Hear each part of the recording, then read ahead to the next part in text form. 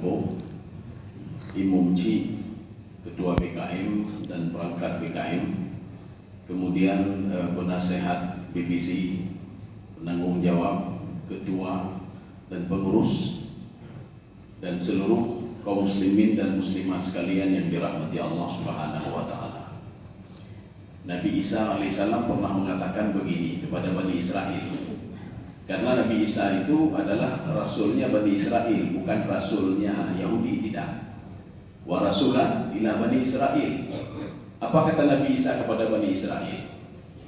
Ja'akum rajulur rasyid yurshidukum ilal haqqi yatakallamu bima yasma'u. Wahai Bani Israel, nanti akan datang seorang laki-laki rajulur rasyid yang akan mengarahkan kalian. Yurshidukum ilal haqqi, dia mengarahkan kepada kebaikan-kebaikan. Yatakallamu bima yasma'u, dia ngomong bukan sembarangan ngomong, tetapi apa yang dia dengar itu yang dia ngomong. Ini yang pertama. Yang kedua, ini artinya sebelum lahir Nabi Muhammad itu sudah ada. Artinya sudah ada berita tentang kelahiran Nabi Muhammad SAW. Anak Nabi Ibrahim itu kan dua, walaupun dalam beberapa riwayat bukan dua, ada berapa lagi. Anak Nabi Ibrahim itu dua. Yang pertama Ismail alaihissalam. Di dalam kitab Al-Adab Al-Arabi, di situ disebutkan yang dikarang oleh Syauqi Thaif. Awwalu man sakana Makkah Ismail wa awwalu man takallama al-Arabiyyah Ismail. Yang pertama sekali tinggal di Mekah itu Ismail. Yang pertama sekali ngomong bahasa Arab itu adalah Ismail. Makanya Ishak tidak ngomong bahasa Arab, ngomong bahasa Ibrani, ngomong bahasa Ibrani. Tetapi dua bahasa ini, Nabi Yusuf alaihissalam ketika ketemu raja di Mesir, beliau ngomong. Hina qadimal malik fasalima bil arabiyyah. Ketika ketemu sama raja, dia mengucapkan bahasa Arab, raja bertanya, "Ayu lisanin hadza?" Ini bahasa siapa ini? Dia ngomong, walaupun bukan bahasa saya, ini adalah bahasa paman saya Ismail. Ya, bahasa Ismail. Ketika walamma qadima, dia kedua kalinya wa takallama al-ibraniyah, dia ngomong bahasa Ibrani. Ditanya oleh raja, ini bahasa siapa ini? Padahal raja waktu itu Rayyan bin Malik, dia bisa segala bahasa, cuma Arab dan Ibrani yang tidak bisa. Jadi makanya bahasa Arab itu berasal dari bahasa Nabi Ismail alaihissalam. Salah satu keturunannya itu ada keturunan Kanana. Disitulah berasal bahasa Quraisy. Bahasa yang paling dekat dengan bahasa Al-Quran adalah bahasa Quraisy. Nanti ada kitab segini tebalnya, judulnya Lughatul Quraisy. Ketika kita lihat bahasanya itu, tidak jauh beda dengan bahasa Arab. Ya seperti sirat, bahasa Quraisy ya, sirat dengan ta, dengan ta. Sama-sama maknanya jalan. Kaum muslimin sedang jemaah dirahmati Allah.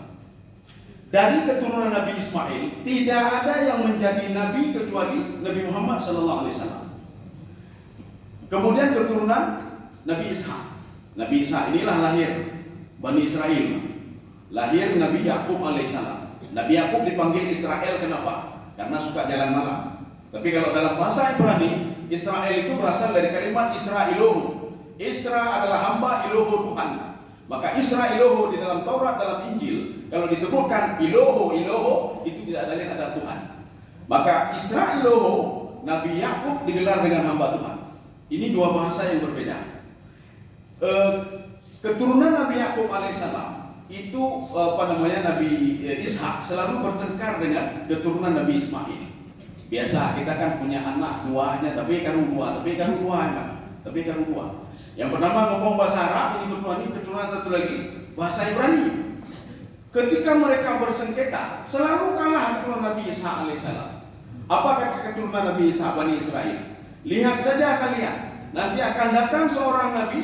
Ya, ini sesuai dengan arahan Taurat. Akan datang seorang nabi terakhir, rasul terakhir yang akan mengalahkan kalian. Itulah kejadian Fatu Makkah. Mereka tidak tahu Bani Israel kalau nabi dan rasul terakhir itu berasal dari keturunan Nabi Ismail alaihissalam yang ngomong bahasa Arab. Mereka pikir berasal dari keturunan Nabi Ishak yang ngomong bahasa Ibrani. Mereka yakin ada nabi dan rasul terakhir. Tapi mereka tidak yakin kalau yang lahir itu berasal dari keturunan Nabi Ismail alaihissalam. Makanya mereka marah sampai sekarang. Ya, ma yawadul ladzina kafaru. Ya Muhammad, hana putih aku tahu Yahudi dengan Nasrani ya Muhammad. Dan orang musyrik itu tidak pernah dia senang kepada kamu dan keturunan-keturunan. Kaum muslimin sedang jamaah yang dirahmati Allah Subhanahu wa taala. Ini Nabi Muhammad SAW itu sudah diketahui sebelumnya kelahiran beliau. Beliau lahir pada tahun gajah, benar enggak? Imam Sawi mengatakan di dalam tafsir beliau, "Wulida Muhammad ba'da 50 yaum min hadithati ashabil fil." Nabi Muhammad lahir 50 hari setelah kejadian Ashabul Fil. Wa khila 20 am. Ada yang mengatakan 20 tahun. Bagaimana mungkin beliau lahir tahun gajah? Sedangkan beliau lahir 50 hari setelah itu. Bagaimana mungkin lahir tahun gajah? Kalau beliau itu 20 tahun setelah itu. Ini bagaimana menyikapinya? Ya. Dan bagaimana dengan ayat Alam tara kaifa fa'ala rabbuka bi ashabil fil? Kalau di dalam bahasa terjemahan, ya Muhammad, tidakkah kamu lihat kejadian Ashabul Fil? Nabi Muhammad bisa saja menjawab, saya lahir bukan pada waktu itu ya Allah. Saya lahir 50 hari setelah itu. Makanya di dalam tafsir jalan lain, dalam tafsir Sawi apa kata beliau? Ketika Hamzah ketemu lam, ketemu kata kerja, alam taraka, itu maknanya apa? Qad alimtuka ya Muhammad. Jadi bukan apakah kamu tidak melihat, tidak. Jadi maknanya apa? Sudah saya ajarkan kamu ya Muhammad kisah tentang Ashabul Fil. Jadi bukan tidakkah kamu melihat kejadian Ashabul Fil? Tidak. Gaya bahasa ini juga ada dalam surah Asy-Syarah. Alam nasrah, Hamzah ketemu lam, ketemu dengan kata kerja. Maknanya apa? Qad syarrahtu sadraka ya Muhammad. Saya sudah melapangkan dadamu ya Muhammad. Jadi bukan alam nasrah laka sadrak, tidakkah kami sudah melapangkan dadamu? Jawabannya bisa ya, bisa tidak. Ini kan pertanyaan masa depan, tetapi bukan itu tafsirannya. Alam nasrah Hamzah ketemu lam, ketemu dengan kata kerja. Itu maknanya apa? Qad syarrahtu sadraka ya Muhammad. Saya sudah melapangkan dadamu ya Muhammad. Itulah nikmat yang paling besar. Kaum muslimin sedang jamaah yang dirahmati Allah Subhanahu wa taala. Di dalam kitab Safiur Rahman Mubarak Furi, Rahiqil Makhtub, ya, di situ diungkapkan ada dua nama di dunia ini yang belum ada orang lain menamakan nama itu sebelum dia lahir. Yang pertama nama Nabi Muhammad sallallahu alaihi wasallam. Tidak ada nama Muhammad. Nabi Isa tidak pernah mengatakan Muhammad, tidak pernah dikatakan Muhammad. Yang beliau katakan ja'akum rajulur rasyid. Ya, Pak, ja'akum rajulur rasyid. Bani Israel tidak pernah mengatakan namanya Muhammad, tidak pernah. Maka ketika lahir Nabi Muhammad, itulah nama pertama di dunia. Sebelumnya tidak ada nama Nabi Muhammad SAW. Kita tengok kan, letak ya, Medindin udah letak Khairuddin, Syamsuddin, Qamaruddin, letak dinding. Oh nanya, oh kanan nanawai. Oh Muhammad kanan nanawai. Tolong dapuhnan. Yang hanan gok tho, mandu kanan. Oh nanya, oh nali Al-Quran. Oh nanya, oh nala hadis. Jadi semua sudah ada. Yang kedua, nama Nabi Yahya. Itu tidak ada nama sebelumnya yang namanya Yahya. Nanti kita bertanya lagi. Oh ya, ada dalam riwayat Sirah Nabawiyah dikarang oleh Ibnu Hisham. Itu Ibnu Hisham itu Sirah Nabawiyah hampir sama-sama dengan tafsir At-Tabari. Tafsir At-Tabari, beliau meriwayatkan ayat mentafsirkan ayat Al-Quran itu dengan riwayat-riwayat.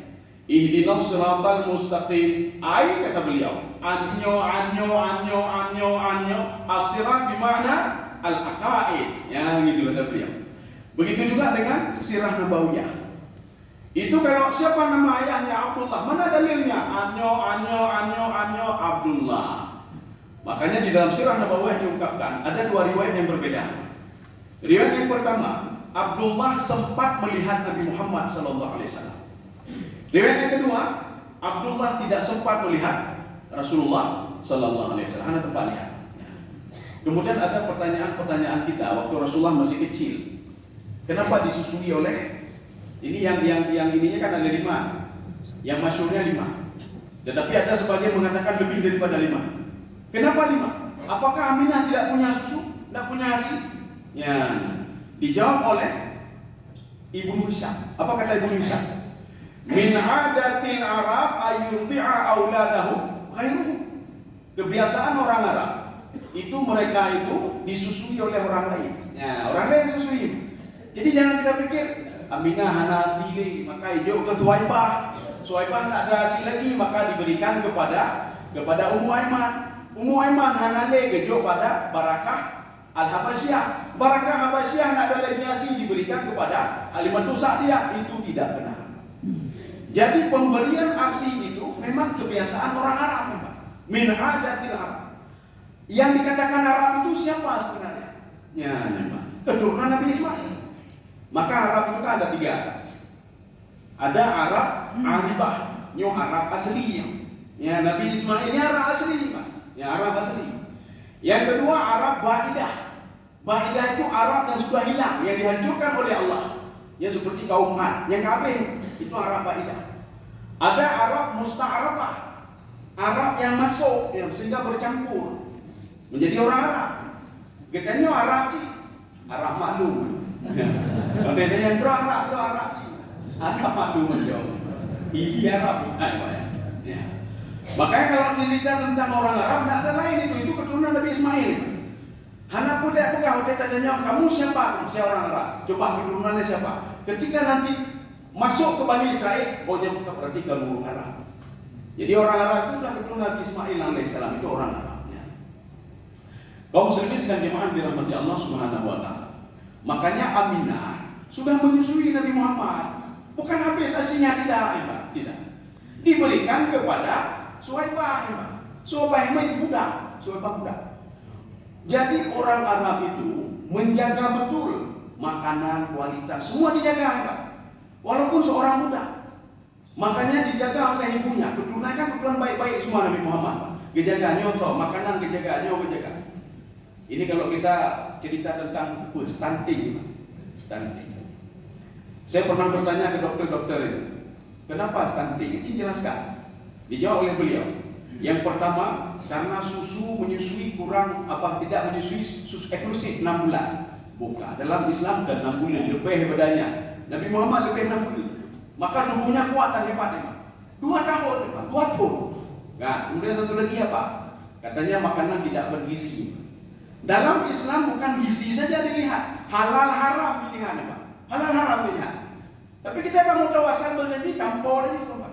Buat kagak betul bergizi, Pak. Ya, nyo makanan bergizi. Tajuk kana makanan bergizi itu punya haram, Pak. Anak itu dibesarkan dari yang haram. Nyanda pernah lo betul hafal Quran, lo sana kipas sana ini makanan tajuk makanan haram. Kita kasih bergizi, bergizi. Maka Imam Syafi'i di dalam kitab beliau apa kata beliau? Ketika beliau menyikapi, ya ayuhan nasu kulu mimma fil ardi halalan thayyibah. Beliau membagi apa itu halal apa thayyibah. Kalau Imam Qurtubi tidak, thayyibah wa halal wa thayyibah kata beliau. Atsani ta'kidul ula. Yang kedua itu ta'kid untuk pertama. Tetapi Imam Syafi'i mengatakan halalan thayyibah ma ahallahu syara', yang dihalalkan oleh syarak, bukan menurut kita. Yang menurut kita apa? Ini menurut saya, ini jatah saya halal. Pengok, Pak. Ini menurut saya halal ini. Saya pelihara sendiri ini. Padahal Pak Johor pun nanti dia makan rumput orang lain, Pak. Kata gue Pak Johor, ini halal ini. Bukan halal menurut perspektif kita sendiri. Tetapi halal menurut syarak. Itu halal enggak? Oh tidak. Berarti Pak Johor, Pak. Itu kata Imam Syafi'i. Thayyiban itu apa? Ghaira mudar, tidak mudarat. Ada makanan halal tapi mudarat, memang. Maka Islam menyuruh apa? Makan yang halal dan tidak mudarat. Bagaimana tidak mudarat? Udeng ya. Atau nanti bodoh lagi udeng kue raya memang. Lobster ya, memang. Oh lobster halal, halal. Kablo halal kita peroleh dari yang halal, kemudian juga di laut tinggalnya halal memang. Tetapi mudarat. Pada tak baju ke alergi ni, Pak. Tak baju apa ke alergi. Kata ke boleh, baik baju, Pak. Sampai ke situ dijaga oleh Islam. Sampai ke situ Nabi Muhammad menjaga siapa yang menyusui anaknya. Hanya sembarangan orang, Pak. Kita begitu juga. Ketika anak mau makan, kita lihat dari mana makanan itu. Ketika kita dapat memperoleh sesuatu dari kantor, kita berikan ke anak, maka anak akan tumbuh dari yang haram kalau kita peroleh dari yang haram. Maka Rasulullah mengatakan, satu titik saja yang ada di dalam tubuh yang haram, fannaru aula bihi, lebih baik dalam neraka ini, kata Rasulullah SAW. Jadi makanya Imam Al-Ghazali itu di dalam kitab beliau Ihya Ulumuddin, apa kata beliau? Beliau juga ini mengambil hadisnya Rasulullah. Beliau mengatakan, lau ishtara libasan bi ashri darahim, kalau seorang beli baju dengan harga 10 dirham, 1 dirham yanaluhu min haram, dia peroleh dari yang haram, maka salatnya, ibadahnya ditolak oleh Allah. Bajunya 10 dirham harganya. Ini kalau kita konversikan dengan mungkin dirhamnya Yordania, mungkin sekarang 65.000 atau 60.000 lah ya. Jadi dia beli baju 10 dirham, tapi 1 dirham saja diperoleh dari yang haram, tidak diterima. Apalagi semua uang haram. Apalagi semua uang haram. Ini sudah memperoleh dari yang haram. Ini bagaimana caranya? Ingin bersihkan. Kan ada nanti orang menang judi online, menang 1 miliar. Ini bagaimana cara bersihkannya? Kita bantu masjid. Ini 10 juta, 10 juta, 10 juta. Apa kata Rasulullah? Seorang yang memperoleh sesuatu hal yang haram, dia membersihkan hartanya itu dengan bersedekah, sama seperti orang kena najis, kata Rasulullah, dan dia mandi lagi dengan air najis, maka nggak akan pernah hilang itu. Kaum muslimin sedang jamaah yang dirahmati Allah Subhanahu wa ta'ala. Jadi makanya Rasulullah SAW bahkan tegar Pak tubuhnya, karena sudah divaksin 5 yang vaksin Pak. Ada yang mengatakan bukan 5, lebih daripada 5, 10. Cuma kalau di dalam tafsir Sirah Nabawiyah itu yang terkenal saja diungkapkan di situ. Ya termasuk di situ Aminah, Suhaibah, Ummu Aiman, kemudian siapa lagi? Barakah Al-Habasyah, orang Ethiopia. Itu disebut kaum hitam. Ya. Bukan masalah hitamnya tidak, tetapi bagaimana akhlak beliau itu Pak. Ya. Maka kita hati-hati. Kita pergi kantor, Joanna Pak Pemandu, Pak. Joanna Pak Pemandu. Ada yang kupui pernah oleh Pemandu, Pak. I pernah joget, di pernah jalan kupui pernah, Pak. Pada karya yang demikian kita Pak. Tapi pemandu yang mengalir itu, hati-hati. Ya. Tapi kalau pembantunya bagus, yang jaga rumah bagus, pernah di pernah, anak akan lahir menjadi anak yang saleh. Maka hati-hati siapa yang menjaga anak, kita harus lihat. Ya. Jadi lu buat apa hotel, lu kadang buat dia katri. Saya lihat anak saya setiap bulan pokoknya joget-joget tu, pokoknya joget tu, pembunuhan tu ledun. Lu bukan hati lu pernah jogetnya, kita joget-joget. Waktu lu kayak joget-joget, untuk menyambungnya joget boleh. Akhirnya saya bilang sama ibunya, coba kita cek dulu yang jaga, kita titip di situ dulu. Rupanya yang kita itu, ibu besar orang ibu, duit lagu joget orangnya, titip orang Pak. Jadi anak lelaki joget-joget, lu kamu kita tarik rumahnya, ya dari rumah. Jadi artinya apa? Anak itu terpengaruhnya. Apakah dengan pendidikan yang diberikan oleh ayahnya atau ibunya atau orang paling dekat dengan dia. Maka Rasulullah itu, Aminah memilih siapa-siapa saja wanita-wanita untuk menyusui Rasulullah Sallallahu Alaihi Wasallam, bukan sembarangan. Makanya kan dipuji dalam Al-Quran. Itu ada 3 kaum yang dipuji dalam Al-Quran. Yang pertama siapa yang dipuji? Bani Israel. Itu dipuji oleh Allah Subhanahu Wa Taala. Dipuji oleh Allah. Allah mengatakan apa? Wa inni faddaltukum 'alal 'alamin. Luar biasa kalian. Maka bukan 3, ada 4 ya Pak. Kalian luar biasa Bani Israel. Kenapa luar biasa? Bani Israel itu kecerdasan otaknya luar biasa. Dari mana kita tahu kecerdasan otaknya luar biasa? Ketika mereka ingin mengundi siapa yang menjaga Maryam. Bagaimana undiannya? Dengan pulpen, pulpen. Pulpen yang nanti di dalam surah Ali Imran disebutkan. Mereka melemparkan pulpennya. Pulpen yang tenggelam tidak boleh jaga. Pulpen yang naik ke atas boleh jaga. Apa maknanya? Kalau pulpen yang di atas berarti dia sering menulis. Tintanya sudah habis, maka dia naik ke atas. Kalau pulpennya masih banyak tinta, hantai itu boleh Pak. Disimpan dalam pulpennya Pak. Maka pulpennya tenggelam. Maka mereka lihat pulpen yang mengambang adalah pulpen Nabi Zakaria. Nabi Zakaria boleh jaga Maryam. Ya. Menandakan apa? Pulpen selalu mereka bawa. Menandakan apa? Mereka sering menulis. Sama katanya HP. HP sampai namanya HP. Tak apa, 2 pon, heboh HP. Ino apa, wi apa, lalu apa. Maka ketika salat sampai ganggu, Pak, sampai ganggu oleh HP, Pak. Imam sudah mengatakan HP di silent, itu gedar. Allahu Akbar. Tunggu Pak. Makanya pengaruh HP, Pak. Maka dalam sebuah buku saya judulnya apa? Syaitan Androidnya katanya. Makanya apa? Ada yang lebih dahsyat dari syaitan itu. Itulah Android kita ini. Ya, Android kita. Sedang salah dia pengaruh sama yang katanya apa? Kan syaitannya yang dia pengaruh oleh syaitannya Pak. Syaitan kayak itu kayak gitu Pak. Karena apa doa ada baca. Dari rumah ada baca doa, dari masjid ada baca doa, waktu takbir ada baca doa. Maka itu cerita itu nama. Maka yang pengaruh katanya juga apa ya? Sedang Allah Akbar, perlu bergetar. Baik damong, ya. Karena ceduh juga. Sedang sangat baik damong. Allah Akbar, beli kulkas satu. Sami Allah man hamidah. Ini lemari udah rusak. Belum lemari terpotong. Allah Akbar, ni baik pakai demai rumah ni Pak. Kering sulam lamin. Kapal lopek debi. Berarti nak jadi belum kulkas. Kering dah debi rumah. Ini dari istri saya ini. Tapi istri yang mana ini yang mana?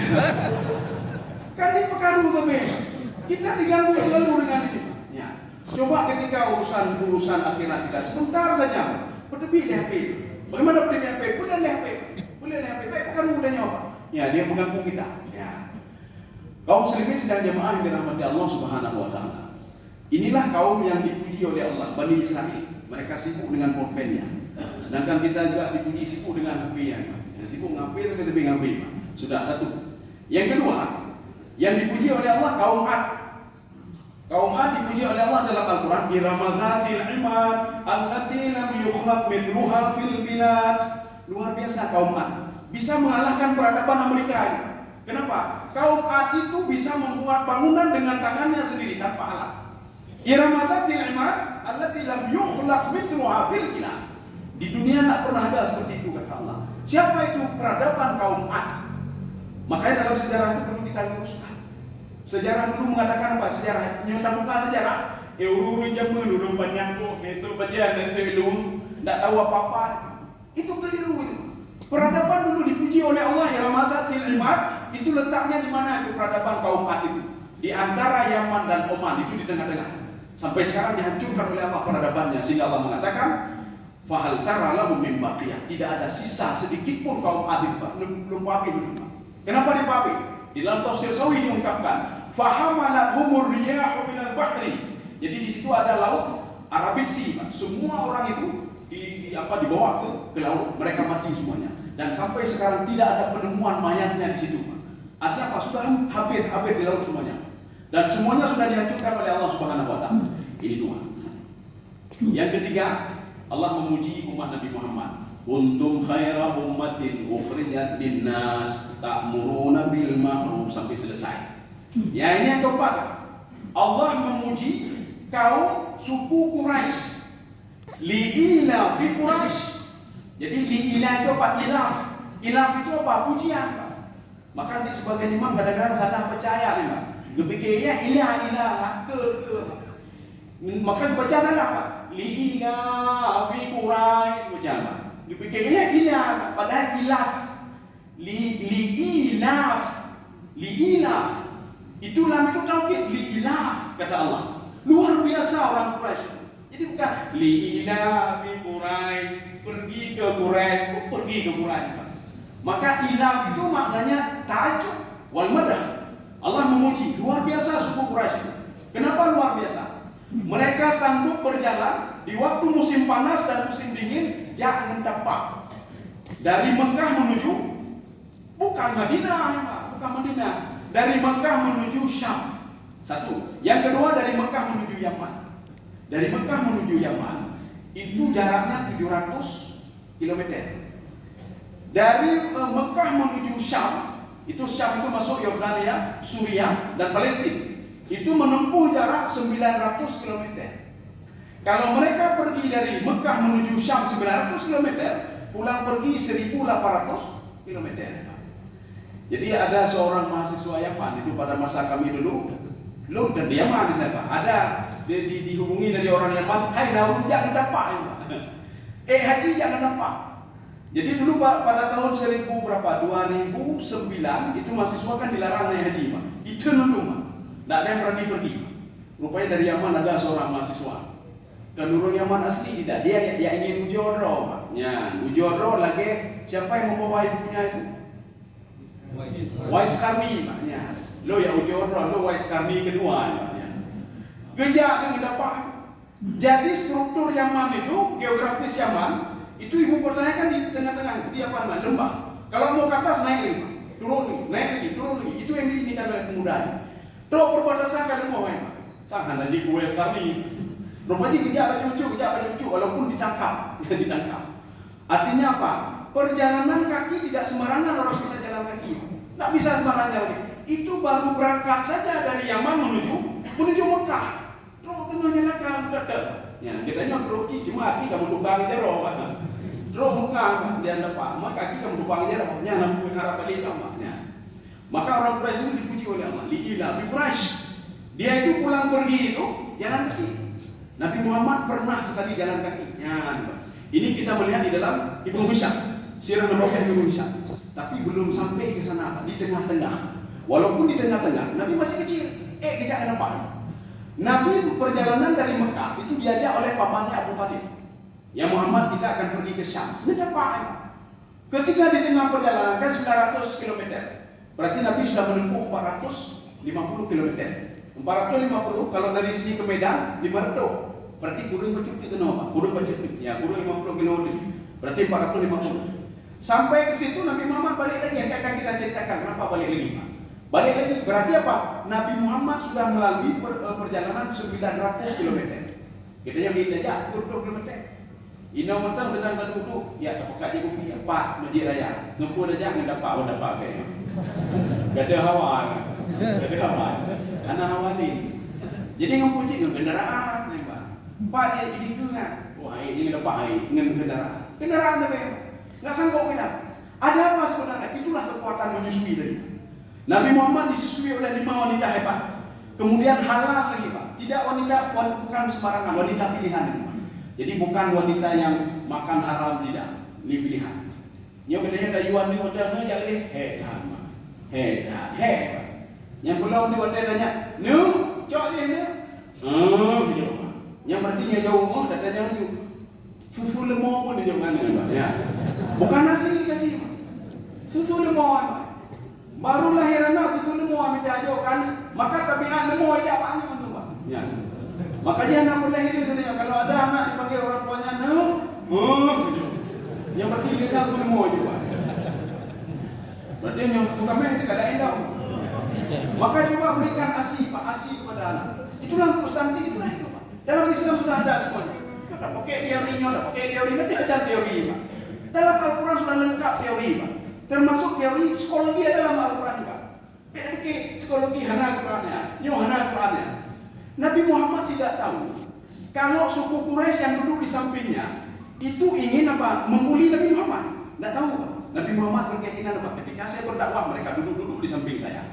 Ketika itu turun ayat Al-Quran, ya Muhammad, lihat mata mereka, ya Muhammad. Lihat mata mereka. Kamu jangan duduk jangan lihat mereka duduk di sampingmu dan mau mendengarmu. Jangan itu kamu lihat. Lihat matanya. Mata mereka itu menandakan apa? Mereka ingin membulimu, ya Muhammad. Itu kan psikologi. Kemudian Rasulullah SAW juga mengajarkan psikologi juga. Maka nama itu teori, mereka pakai teori baratnya, teori barat lain. Ya, teori barat ini teori kita salah dengan teori, Pak. Rasulullah SAW kan ketika melihat orang salah, apa kata Rasulullah pada sahabatnya? Wahai sahabatku, dia tidak khusyuk. Sahabat bertanya, dari mana kau tahu tidak khusyuk ya Rasulullah? Tangannya bergerak selalu, kata Rasulullah. Mak jaga. Bismillahirrahmanirrahim. Kadang-kadang pikir jerawan. Alhamdulillah Rabbil Alamin.